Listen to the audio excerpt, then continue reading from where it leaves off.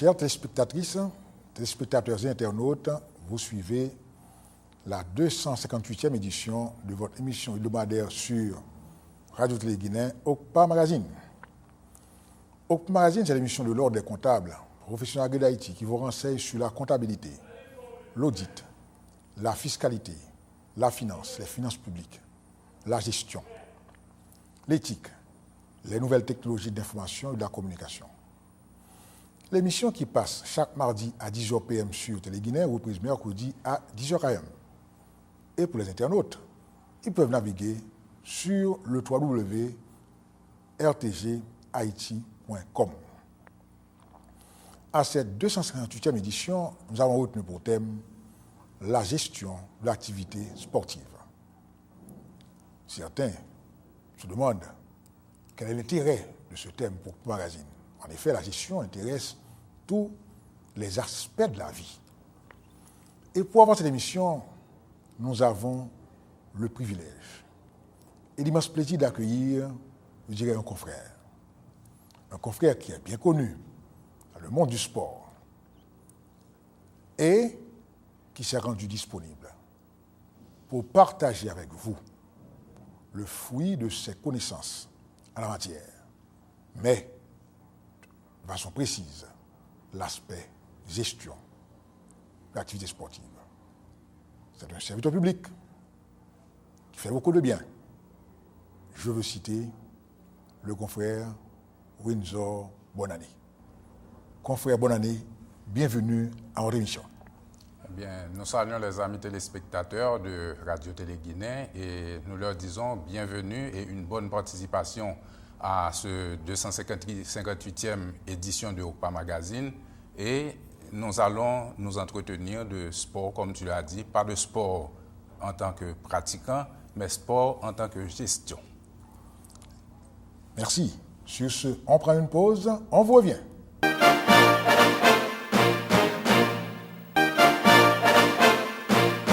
Chers téléspectatrices, téléspectateurs et internautes, comme d'habitude, nous vous renseignons sur les activités de l'OCPA. L'Ordre des comptables reçoit les inscriptions pour de nouveaux membres et ceux qui sont intéressés peuvent appeler en son local au numéro 17 de la ruelle Bossan au 37 54 27 68 ou 22 45 44 99. Et l'Ordre des comptables, aujourd'hui, eh bien, est aussi ouvert pour des séminaires de formation. Les jeudis mensuels de l'Ordre, des conférences sur des thèmes divers, des thèmes connexes à la comptabilité, eh bien, c'est encore des activités qui sont ouvertes au public, aux étudiants, aux chercheurs. À cette 258e édition, comme d'habitude, nous avons cette rubrique « Bon à savoir ». Eh bien, lorsqu'on paie des jetons de présence aux membres du conseil d'administration des sociétés, la loi prévoit une retenue à la source de 15%. Encore une fois, les jetons de présence ne sont pas des salaires, eh bien, c'est la rémunération qui est exclusivement réservée aux membres du conseil d'administration des sociétés anonymes.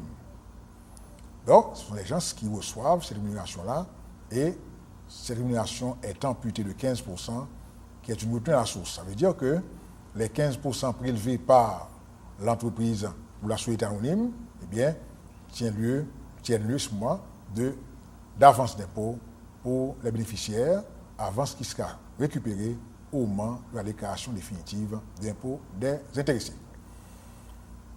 Cette 258e a pour thème gestion de l'activité sportive. La vie est dynamique et il n'y a pas de cloison entre les activités.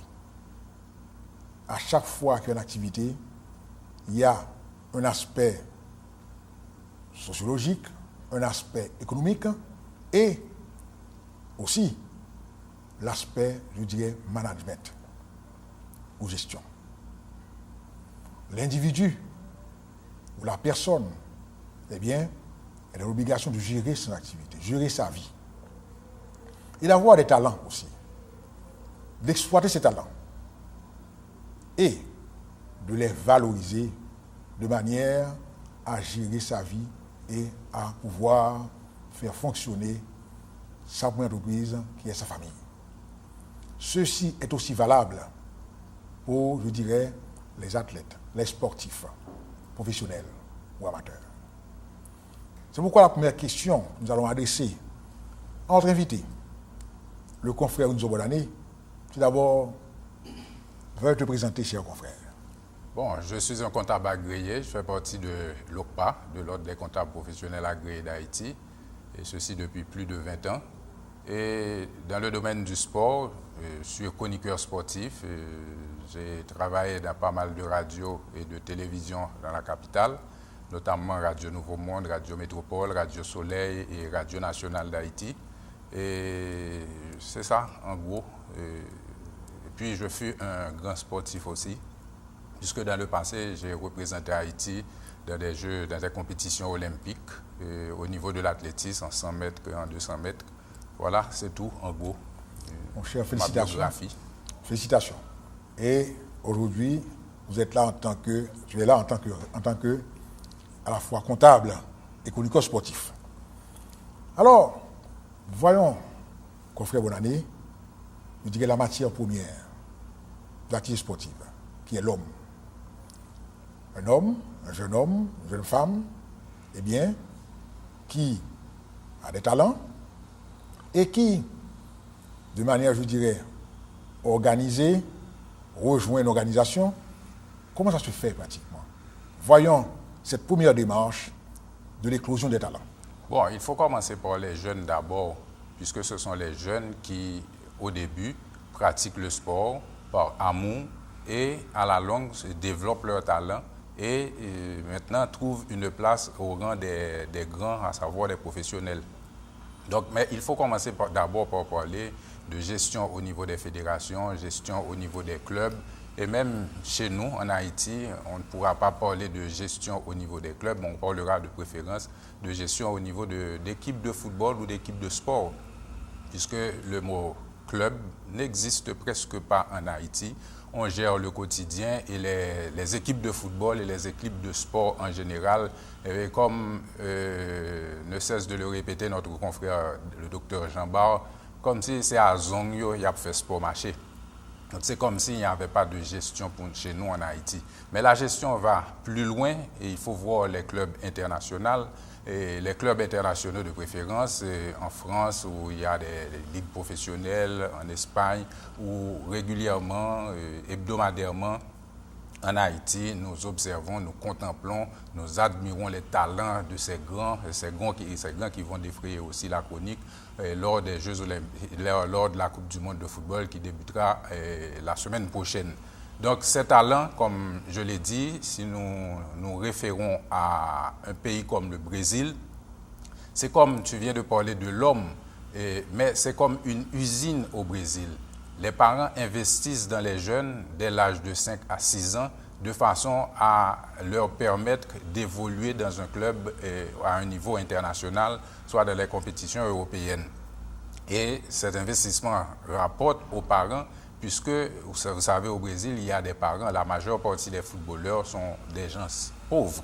Donc ils visent l'échelle la plus haute de façon à permettre à ces jeunes de s'extirper davantage. Très bien.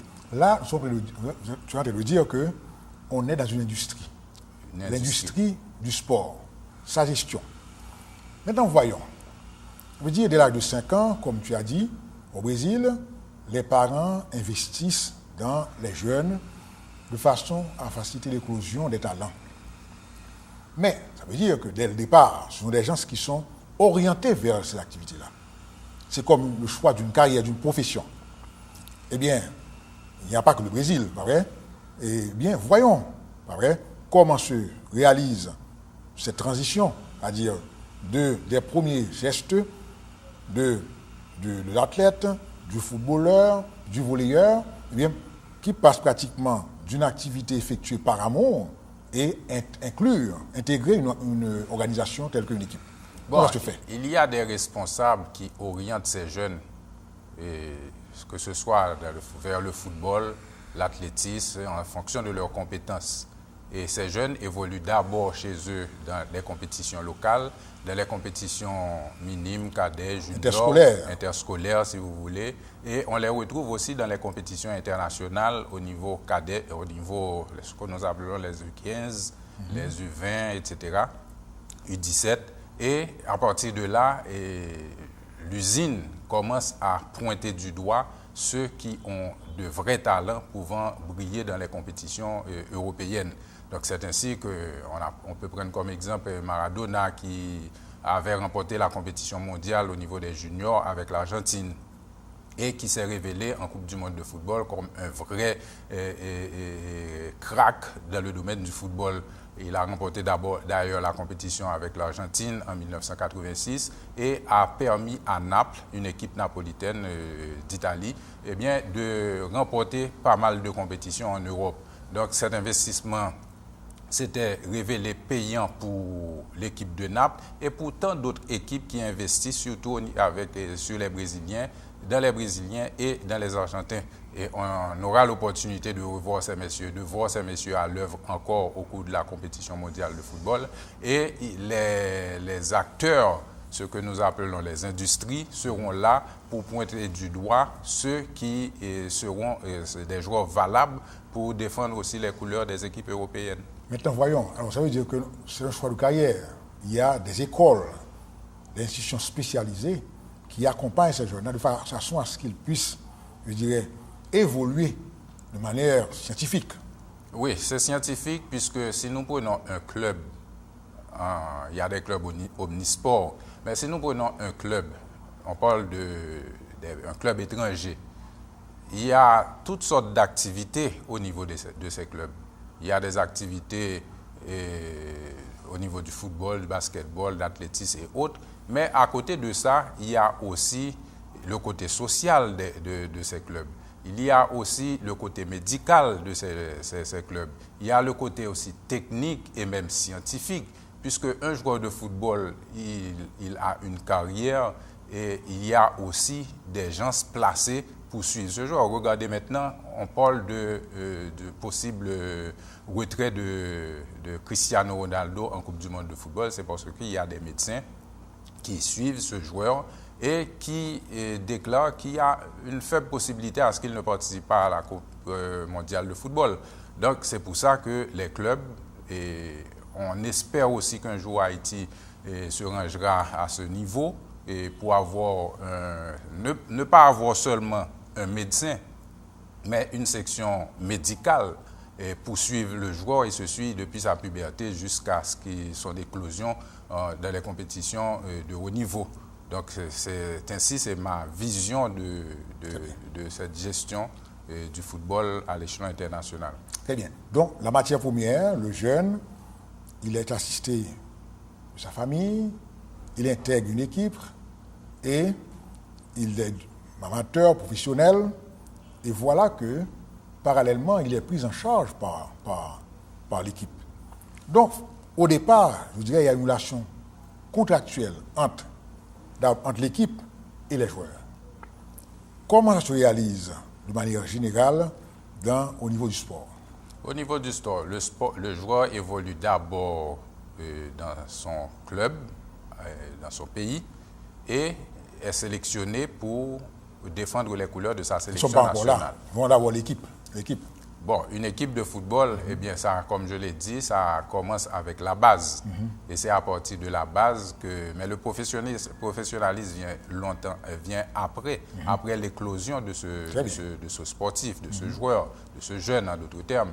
Donc c'est après que, on retrouve, les gens se pointent du doigt ceux qui sont appelés, qui ont la capacité de trinquer avec les ténors mondiaux. Très bien. Ça veut dire, en pareil cas-là, on est un joueur sélectionné ou choisi par une équipe, il y a un contrat entre le joueur et l'équipe, et entre les parties, il y a des obligations, des droits et obligations de chacune des parties.